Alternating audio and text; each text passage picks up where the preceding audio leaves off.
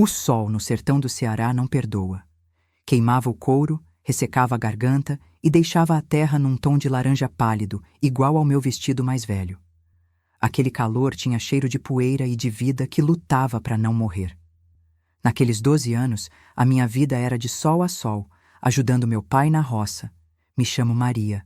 E se tem uma coisa que o sertão te ensina, é a ter calo nas mãos e silêncio na alma. A gente morava num lugarejo perto da serra de Baturité.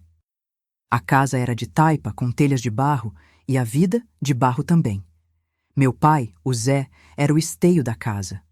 Um homem duro, de pouca conversa e de um olhar que parecia de pedra. A única coisa que ele não largava era a Bíblia, que andava com ele para cima e para baixo, gasta de tanto uso.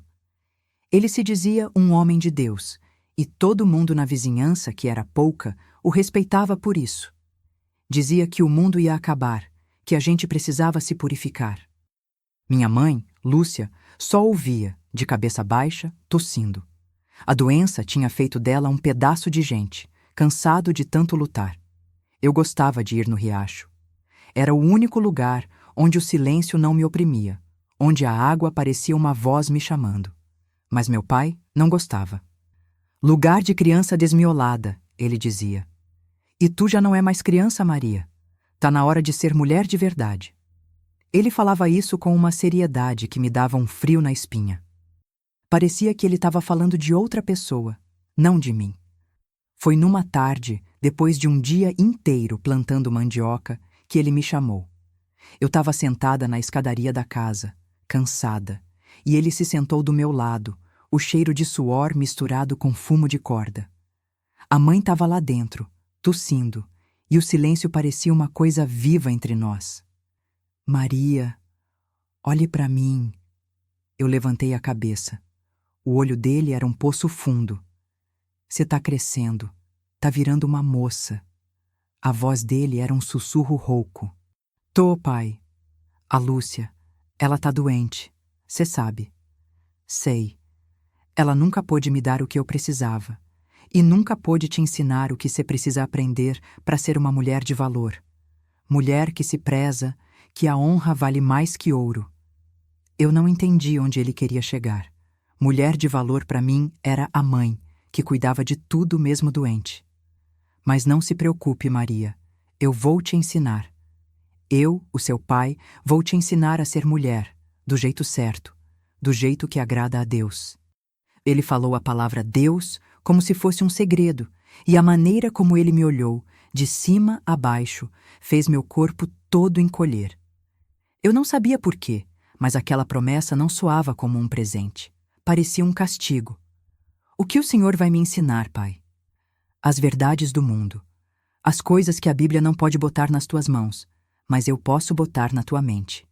Mulher é terra para ser cultivada. Mas para dar fruto bom, precisa de um dono, de um lavrador que saiba o que faz. Ele colocou a mão no meu ombro. A mão dele era grande, pesada, e o toque me fez sentir suja. Eu não sabia o que pensar. Ele se levantou, mas antes de ir, ele me olhou mais uma vez, um sorriso estranho no rosto. A partir de amanhã, depois que a gente voltar da roça, a gente vai começar. Ninguém precisa saber, é coisa nossa. Segredo entre pai e filha, entendeu? Entendi, pai. Eu só assenti, com um nó na garganta. Ele se virou e entrou em casa. Eu continuei ali, sozinha, com o sol sumindo no horizonte, deixando o céu com um tom avermelhado. O dia tinha sido quente, mas a noite estava prometendo ser ainda mais fria. O preço de ser mulher me parecia, de repente, uma moeda que eu não queria pagar. As primeiras manhãs depois daquela conversa foram as piores. O sol nascia igual a todos os outros dias, vermelho e quente, mas para mim, o mundo tinha mudado de cor. A cada passo na roça, eu sentia o olhar do meu pai nas minhas costas. Já não era mais o olhar do homem que me ensinava a capinar e a semear. Era algo diferente, pesado, como se ele estivesse me medindo, me calculando, igual a um pedaço de terra. O primeiro ensinamento veio na hora da sesta. O sol do meio-dia era um monstro e a gente parava de trabalhar para descansar um pouco debaixo de uma árvore de mulungu. A mãe, como sempre, estava deitada em casa, a tosse dela ecoando na secura. Meu pai me chamou para sentar perto dele, mais perto do que o normal. Maria, você já aprendeu a lição do dia? Que lição, pai? A lição do dono, da posse. Eu franzi a testa. O que ele estava falando? O dono da terra é quem cuida dela, quem faz ela dar fruto. Mas para a terra dar fruto bom, ela tem que se entregar, tem que ser obediente. A palavra obediente soou no meu ouvido como um açoite. Ele pegou um punhado de terra na mão, uma terra seca, rachada. Essa terra aqui tá morta. Por que, Maria? Falta água, pai. Falta dono. Falta um lavrador que saiba o que fazer com ela. Mulher é igual. Tem que ter um dono para guiar o caminho, para ensinar a dar os frutos certos. Ele jogou a terra seca no chão e olhou para mim. A forma como ele falou, guia e fruto, fez a pele do meu braço arrepiar. E não era de frio. Ele me fez repetir: mulher é terra para ser cultivada, e o dono tem que saber o que faz. Ele me fez repetir de novo e de novo, como se eu fosse um papagaio. Os dias se tornaram uma rotina de terror silencioso. Os ensinamentos dele não tinham nada a ver com cozinhar ou costurar. Ele falava de pureza, de sacrifício e de como o corpo de uma mulher era um templo sagrado que só podia ser honrado por quem era digno. Ele dizia que a Bíblia tinha ensinado a ele a verdadeira honra e que ele tinha a missão de me preparar para ela. As conversas, antes raras, agora eram constantes, sempre em segredo, longe dos ouvidos da minha mãe. Ele começou a me tocar de forma diferente, não como o pai que me carregava no colo, mas como um dono inspecionando sua propriedade. Uma mão pesada no meu ombro, um toque lento no meu cabelo, um carinho que me causava repulsa. Eu tentei falar com a mãe uma vez, enquanto ela varria o chão da cozinha, tossindo. Mãe, o pai, ele tá diferente. Diferente como, Maria? Ele tá me ensinando umas coisas estranhas, falando que eu sou terra. A mãe parou de varrer, apoiando a vassoura na parede. Seu pai, ele é um homem de Deus. Ele só quer seu bem, Maria. Não duvide dele. Homem de verdade sabe o que faz. As palavras dela eram como a terra seca que ele tinha jogado no chão. Ela me olhou com olhos tristes, sem vida, e um cansaço que parecia mais velho que o mundo. E eu percebi ali que não havia salvação, que ela não me protegeria, que ela era parte do silêncio, parte daquele segredo sufocante. O terror não vinha só dele, mas também do silêncio dela, do medo dela, que eu agora entendia ser o mesmo que o meu. A minha mãe era a prova viva do que acontecia com a terra que era cultivada por um homem como ele. A promessa se tornou uma rotina.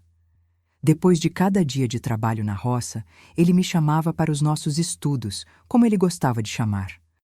O lugar favorito dele era a varanda de trás da casa, onde a luz do sol já não alcançava e as sombras da noite começavam a tomar conta. A mãe continuava lá dentro, um fantasma que tossia, e a gente ficava do lado de fora, a sós, eu e o homem que me dizia ser meu protetor. As lições ficaram mais e mais invasivas. Ele me fazia sentar no chão, de pernas cruzadas, e ele ficava na minha frente.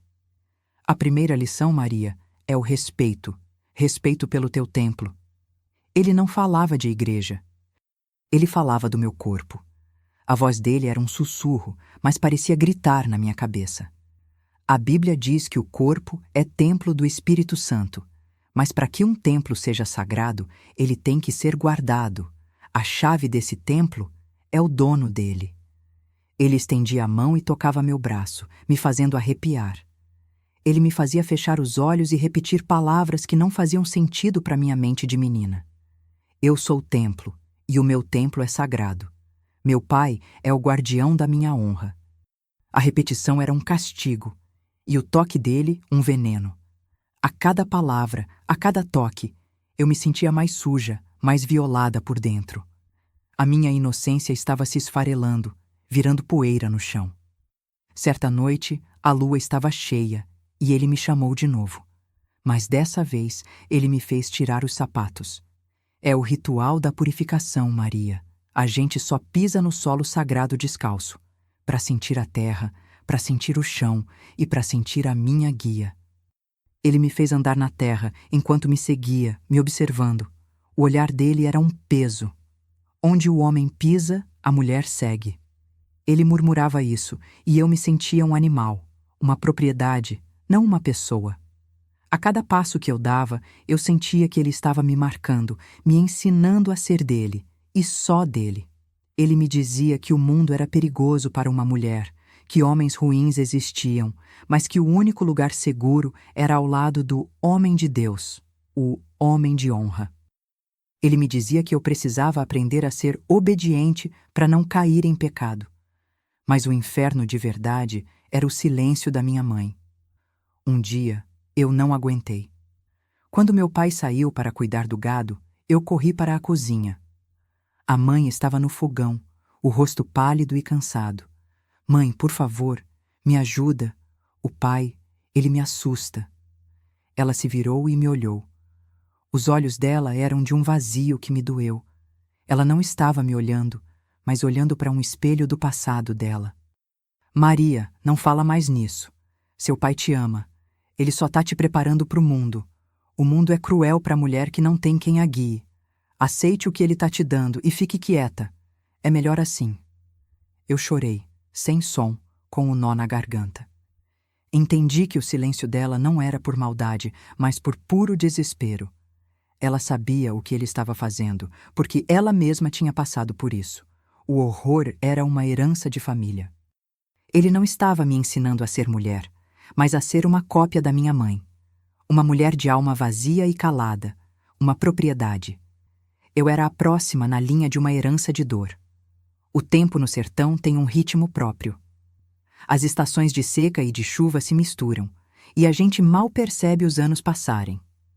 Eu, Maria, já não era mais a menina de 12 anos que ouviu a promessa estranha do pai. Agora eu tinha 15. O meu corpo, antes infantil, se esticava e se arredondava, e as mudanças me assustavam. O meu pai, Zé, notava cada uma delas. E a cada nova curva, a cada novo traço, o olhar dele se tornava mais faminto, mais opressor. Para ele, eu era como a plantação que amadurece, pronta para ser colhida. E ele se via como o único com o direito de fazer isso. A minha vida não era mais sobre brincar no riacho ou correr no campo. Era sobre os ensinamentos do meu pai. Ele me isolou completamente. O mundo lá fora é um pântano, ele dizia. E a pureza de uma moça é uma flor que morre fácil. As visitas de vizinhos, que já eram raras, se tornaram impossíveis. Ele inventava desculpas, dizia que eu estava doente ou que precisava de repouso. A minha mãe, mais e mais fraca, não via ou não queria ver. O meu único refúgio era a minha mente, onde eu sonhava.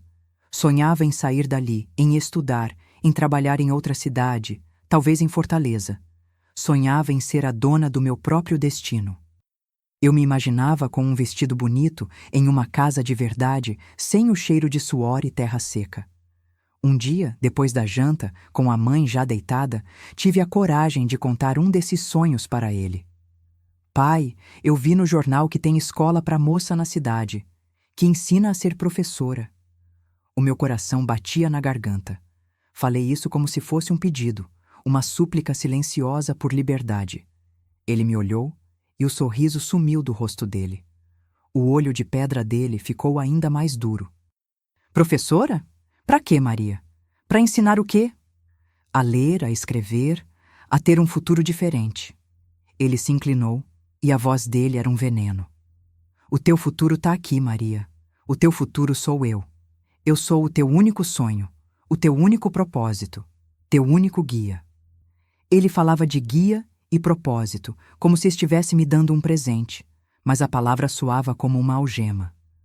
A tua missão é continuar o meu legado. A tua honra é a minha honra. E o teu lugar é ao meu lado. Não existe outro sonho para ti, a não ser esse. O sonho de me honrar. O sonho de honrar a família. E, no fim, a Deus. Ele disse a palavra Deus, de novo, como uma desculpa para sua maldade. Ele estendeu a mão e me fez pegá-la. A palma dele era calejada e áspera. Essa mão aqui é a tua única guia, Maria. É a única que vai te levar para o céu. Se tu sonhar com outra coisa, com outro lugar, com outro homem, o inferno vai vir te buscar. E a culpa vai ser tua. O recado estava dado. Ele não queria que eu fosse para uma escola. Ele não queria que eu tivesse um futuro. Ele queria que eu fosse dele, somente dele, para sempre. O meu corpo, a minha mente, a minha vida, tudo pertencia a ele. Eu percebi que a Bíblia gasta que ele carregava não era para salvação, mas sim um manual de controle. Para ele, o pecado não era a maldade dele, mas a minha vontade de ser livre. O sertão, por mais vasto que seja, é um lugar onde segredos não se mantêm por muito tempo. As notícias se espalham pelo vento, levadas pelo cheiro de chuva que nunca chega. Por mais que meu pai me mantivesse reclusa, a vida tinha seus jeitos de me alcançar. Um dia, enquanto eu colhia feijão na roça, vi João, o filho do seu Francisco, o vizinho mais próximo. Ele tinha 20 anos, o sol tinha deixado a pele dele morena e os braços fortes. Ele me olhou e um sorriso sincero, diferente de tudo que eu tinha visto nos olhos do meu pai, nasceu no rosto dele. Oi, Maria. Faz tempo que não te vejo. Você tá bem? O meu coração, que andava murcho, bateu mais forte. Eu mal conseguia responder. Tô, João. Tô bem. Tava querendo conversar contigo. Você podia me esperar na beira do rio, na hora do poente? Queria te dar uma prosa. A minha mente se encheu de luz. O meu peito se encheu de uma esperança que eu nem sabia que tinha. Era como se o sol tivesse finalmente saído de trás das nuvens. Naquele momento, ele não era um vizinho, mas uma promessa de liberdade. Eu voltei para casa com o corpo leve. Tentei disfarçar a alegria, mas a luz no meu olhar me traiu. Meu pai, com a sua Bíblia na mão, me observou da varanda. Que brilho é esse nos teus olhos, Maria? Brilho de quem viu o quê? Nada, pai. O sol tá bonito hoje. Ele me segurou pelo braço, a mão dele era um garra e o olhar, uma faca. O brilho nos teus olhos tem nome? É o nome de um rapaz. A pureza do meu jardim tá com cheiro de outra mão. Não, Maria. Não se mente para mim. Ele sabia. Ele sentia o cheiro da infidelidade na minha pele. O cheiro de uma vontade de ser livre. A ira dele era um animal enjaulado, e eu era o motivo da raiva. Ele me levou para dentro de casa, me jogou no chão. A minha mãe nos observava, mas ela era uma sombra, um retrato mudo de um passado de dor. É por isso que eu te ensino, para tu não ser como as outras. Mulher é como a terra. Se o lavrador não é firme, ela dá mato, dá bicho, dá peste. E tu, Maria, tu tava dando praga, tava dando vontade de outro homem, de outra mão para tocar a minha terra. Ele só queria conversar, pai, não tem maldade. Ele me segurou pelo queixo, a voz dele era um trovão. Maldade é tu pensar que teu corpo e teu futuro te pertencem. Tu é minha. Eu sou o teu guia. Eu te criei para ser minha obra, para ser a minha glória diante de Deus. O que se seguiu não foram socos ou gritos, mas algo pior. Ele me pegou pela mão, me levou para o quarto dele, abriu a gaveta do armário e tirou uma faca de serra. Ele me fez sentar em uma cadeira. Ele não me ameaçou, mas me disse com a voz calma, uma voz de louco. Todo lavrador tem que aparar a peste na plantação, para ela não estragar a colheita. Teu cabelo, Maria, teu cabelo é a coroa da tua vaidade, e vaidade é a porta do pecado. Para tu aprender que a única vaidade que tu pode ter é a tua honra, e a tua honra sou eu. Ele me cortou o cabelo, com a faca de serra, de forma desorganizada, grosseira, as mechas caindo no chão, uma a uma, como pedaços da minha alma. Eu não chorei. Eu só olhei para o meu reflexo na vidraça da janela. A menina bonita com cabelos longos tinha sumido. No lugar dela havia um rosto de terror, com um cabelo feio e disforme. Aquele corte era a marca de propriedade dele. Era o sinal de que a minha liberdade era o meu maior pecado. As mechas do meu cabelo cortado pareciam ter levado um pedaço da minha alma. Na frente do espelho, eu não via mais a Maria de antes, mas uma estranha de olhos vazios e um cabelo disforme. Aquele corte era a marca visível da minha prisão.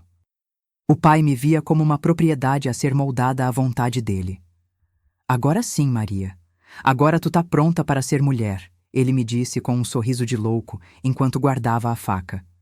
Para ele, a minha humilhação era a minha purificação. O meu corpo estava ali, mas a minha mente não. Aquele dia, algo se quebrou dentro de mim e junto, algo se fortaleceu. A esperança de um futuro com João, com outra vida, era o meu único mapa, a minha única chance. Meu corpo podia ser uma prisão, mas a minha mente seria livre. Eu comecei a traçar um plano. O mundo lá fora, que ele tanto dizia ser perigoso, era a única coisa que me salvaria do monstro que morava na minha própria casa. Eu comecei a guardar pequenas coisas. Moedas que eu encontrava na terra da roça, um pedaço de tecido velho, um pouco de comida seca. Ele me observava de perto, mas o meu desespero me deu uma calma que ele não esperava. Eu já não chorava ou me lamentava. Eu me tornei um fantasma na minha própria casa. Meu pai via o meu silêncio como obediência, mas era a minha arma. Era o sinal de que eu já não estava ali. Certa noite, com a mãe tossindo mais do que o normal, e o pai lendo a Bíblia à luz do candeeiro, eu ouvi o que eu precisava. O padre da paróquia vizinha viria para a nossa comunidade em 3 dias. Era uma oportunidade rara de conseguir ajuda. Minha única chance. Se eu conseguisse chegar até ele, teria a chance de me salvar. O plano era simples, mas perigoso. Sair de madrugada, antes do galo cantar. Caminhar até a comunidade, cerca de 5 quilômetros de distância. No sertão, a noite é um ser vivo, cheio de perigos. O vento na caatinga parecia sussurrar meu nome. O som de galhos secos parecia o barulho dos passos do meu pai atrás de mim. O medo era um companheiro. Ele me observava, mais atento do que nunca. Percebia o meu silêncio, mas não o meu plano. Ele se aproximou e o cheiro de suor e terra me deu náuseas. Tu tá quieta, Maria. O que tu tá pensando? Nada, pai. Só pensando nas lições que o Senhor me deu. É assim que é bom, mulher com a cabeça baixa e o coração no lugar certo. Ele me olhou nos olhos, a escuridão neles era profunda. Teu pai te ama, teu pai te protege, ninguém mais te ama tanto assim. Ninguém mais pode te proteger de nada. Entendeu? Entendi, pai. Ele colocou a mão sobre a minha cabeça, onde meu cabelo estava cortado, e eu me encolhi. Aquele toque não era de carinho, era a marca do dono. O meu único sonho era ter um futuro que não tivesse nada a ver com ele. E para ter esse sonho, eu teria que fugir. Eu tinha medo do que o sertão podia me fazer, mas tinha mais medo do que o meu pai faria se eu não fugisse. A minha vida já não me pertencia. E a única forma de ser mulher, de verdade, era lutar para tê-la de volta. A noite no sertão tem um silêncio que grita. Eu me levantei antes do sol, com o coração batendo no ritmo da minha respiração. A única luz era a da lua, que brincava de esconde-esconde atrás das nuvens. O meu plano era simples: pegar a comida que eu tinha escondido, um cantil de água e correr. Correr sem olhar para trás. Correr para o lugar onde o padre estaria, a alguns quilômetros de distância. Eu olhei para a minha mãe. Ela dormia, um fantasma de carne e osso. Não havia como ajudá-la. Eu tinha que me salvar primeiro. Saí pela porta dos fundos, com a cabeça baixa. O ar da madrugada era fresco e o cheiro de terra molhada parecia um presságio de liberdade. Mas o meu alívio durou pouco. Assim que eu estava a poucos metros da casa, uma voz me assustou. Maria, é você? Eu congelei. O meu corpo ficou rígido de medo. O que ele estava fazendo ali? Ele deveria estar dormindo. Eu vi o teu pai ontem. Ele falou umas coisas esquisitas. Falou que cortou o teu cabelo para te purificar. Eu não sou bobo, Maria. Eu vi o medo nos teus olhos. O que ele fez contigo? O meu corpo inteiro tremeu. Ele sabia. Ele não tinha visto, mas tinha entendido o que o pai queria dizer.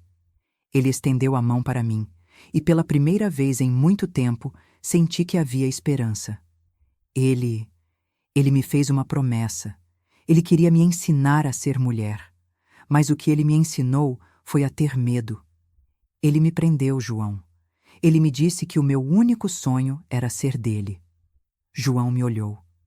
Os olhos dele, cheios de compaixão e de raiva, me deram a força que eu precisava. Vem, eu não vou deixar ele te machucar mais. Eu tô aqui. A gente vai para a cidade. Minha tia mora lá, ela pode te ajudar. A gente vai pegar o primeiro ônibus e ir embora. Eu senti as lágrimas nos meus olhos, mas não eram de tristeza, mas de alívio. Mas o meu alívio durou pouco. Eu ouvi a porta da casa abrir. Então a plantação tá comendo o mato por aí, é? O mato tá se achando o lavrador. A voz dele não era um grito, era um sussurro, e isso era mais assustador do que qualquer grito. Ele saiu, e o brilho dos olhos dele na escuridão era de um animal. Ele me olhou e a raiva dele era direcionada a mim, não a João. Para ele, eu era a traidora, o pecado. Então foi por isso que tu me traiu? Por um cabra de rua? Eu te dei a honra, Maria. Eu te dei o meu nome, a minha proteção, e tu me traiu. O mundo é uma praga, e tu é a pior delas. João se colocou na minha frente. Zé, deixa ela ir. O senhor não tem o direito de fazer isso com ela. Deixa a sua filha ser livre. Minha filha? Ela não é mais minha filha. Ela é um verme que fugiu do paraíso. Ela é a praga que eu não pude colher. Ele tirou a faca de serra da calça. A mesma faca que ele usou para cortar o meu cabelo. Ele a segurou com um sorriso de louco no rosto. O pai que te deu a honra vai te dar o preço do pecado, o preço de ser mulher. E o preço é o mesmo para as pragas que não se purificam. Eu senti o meu corpo inteiro gelar. Ele não iria me machucar. Ele iria me matar. Mas antes que ele pudesse fazer qualquer coisa, um carro se aproximou e as luzes fortes dos faróis nos iluminaram. O motorista do carro era o padre, que vinha para a comunidade. O padre, surpreso, parou o carro e o meu pai, vendo-se exposto à luz, parou. Ele sabia que a sua mentira, a sua fachada de homem de Deus, tinha acabado. Ele soltou a faca. E pela primeira vez na minha vida, eu vi o meu pai não como um monstro, mas como um homem fraco, humilhado, com medo de ser visto pelo que era. O seu poder sobre mim se esvaiu com a luz. E eu sabia que por mais que ele tentasse me destruir, eu tinha a minha arma, a minha voz, e eu a usaria para me salvar. A luz dos faróis daquele carro não iluminou apenas a escuridão da noite, mas a escuridão da minha vida. Meu pai, Zé, que se mantinha como o homem de Deus, o protetor, o lavrador de almas, ficou paralisado na frente de um padre e de um vizinho que não se calou. A sua máscara caiu no chão de terra, se quebrando em 1000 pedaços. Ele olhou para João, depois para mim, e pela primeira vez eu vi nos olhos dele não o monstro, mas um homem que, em sua loucura, tinha perdido tudo. O terror que ele me impôs por anos, o medo, a dor, o controle, tudo isso se desfez em um único momento. A faca em sua mão calejada parecia mais pesada do que ele podia suportar. Ele a soltou e ela caiu com um baque seco na terra. O padre, percebendo o perigo, nos levou para a sua casa. Foi ali, naquele lugar seguro, que pela primeira vez eu contei a minha história para alguém. Eu contei sobre os ensinamentos, sobre a terra e o lavrador, sobre o templo e o guardião, sobre a purificação do meu cabelo. Eu contei com a voz embargada, mas sem medo. A minha mãe, quando chegou ao local, não falou nada. Ela apenas me abraçou. Foi o primeiro abraço de verdade que eu senti dela, um abraço que não era de medo, mas de alívio. Naquele momento, eu soube que a minha voz tinha dado voz a ela também. A notícia se espalhou como fogo no sertão. O Zé religioso se tornou o Zé louco. O homem que se dizia de Deus era, na verdade, o diabo daquela comunidade. Ele perdeu tudo, o respeito, o medo, a sua fachada de santidade.